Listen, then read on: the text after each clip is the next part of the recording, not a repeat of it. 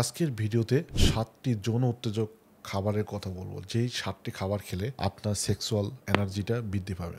1 নম্বর খাবারটা হচ্ছে আখরোট। এটা অ্যারাবিক একটা ফল, ডুমুরের মতন দেখতে। এই ফলটা আপনি নিয়মিত খেতে পারেন।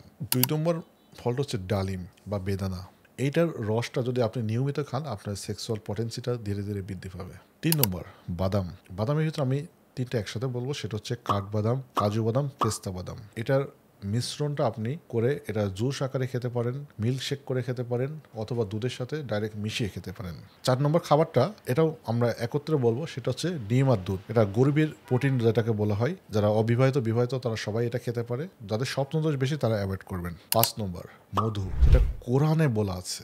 মধু আল্লাহ তাআলার এক আশ্চর্যজনক একটা খাবার, যেটা মানুষের জন্য দেওয়া হয়েছে। তবে মধুটা প্রচুর পরিমাণে জনপ্রিয় হওয়ার কারণে এটা ভেজাল হয়। আপনার আসলে মধু খেয়ে কাজ হয় না, কারণ হচ্ছে আপনি ভেজাল মধু খাচ্ছেন। দীর্ঘদিন খাওয়ার কারণে আপনি কোনো উপকারই পাচ্ছেন না, হতাশ হয়ে বসে আছেন। সেই জন্য বিশ্বস্ত সূত্র যেটা আছে, পরিচিত কোনো মাধ্যম থেকে আপনি অরিজিনাল মধু যদি আপনি খেতে পারেন, দেখবেন আপনার সাথে সাথে শরীরটা গরম হয়ে যাবে, আপনার তাপমাত্রা শরীরে বেড়ে যাবে, কিছুক্ষণের মধ্যে লিঙ্গ দৃঢ় হয়ে যাবে। আর ভেজাল মধু যদি বছরের পর বছর ধরে খেতে থাকেন, কোনো কাজ হবে না, আপনার ডায়াবেটিসের দিকে আপনি চলে যাবেন। 6 নম্বর কালো জিরা, ব্ল্যাক সিড।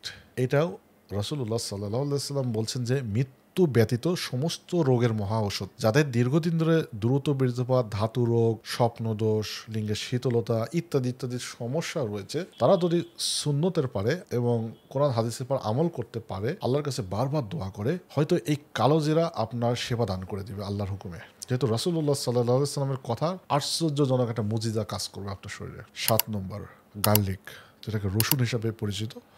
তবে আমরা ইন্ডিয়ান রসুনটাকে অ্যাভয়েড করব। এটা আমরা অবশ্যই দেশি রসুন, যেটা ছোট ছোট যে কোয়া আকারে পাওয়া যায়। এটার প্রসেসিংটা হচ্ছে, আপনি এটা কেটে পরিষ্কার করে রোদে শুকিয়ে সকালে খালি পেটে একটা করে খেতে পারেন। যদি খালি পেটে অসুবিধা হয়, এটা ভর্তা করে আচারের সাথে বা ডাউলের সাথে ইত্যাদি, যেটা আপনার সুবিধা সেটা খেতে পারেন। তাহলে আপনার শরীরের টেম্পারেচারটা বৃদ্ধি পাবে, লিঙ্গের শীতলতা চলে যাবে। যে 7টি খাবার উল্লেখ করলাম সেটা অনেক জনপ্রিয় একটা খাবার, বহুল পরীক্ষিত খাবার।